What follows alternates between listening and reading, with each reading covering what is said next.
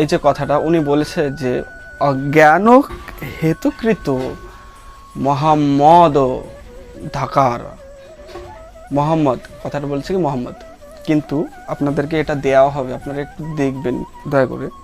বলছে যে মোহ মদান্ধকার, তাহলে কি হলো? মোহ প্লাস মদ, আকার আছে এখানে, অন্ধকার।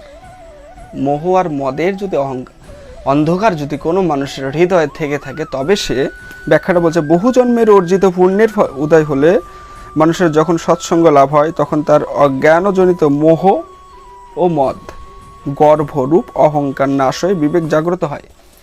উনি যে এত গ্রন্থ অধ্যয়ন করে, এত কিছু পড়ে, আমি তাকে মূর্খ ছাড়া আর কিছুই বলতে পারছি না এখন। উনি ভাগবতের ওনার বাড়িতে হয়তো একদম লাইব্রেরির থেকে বড় কিছু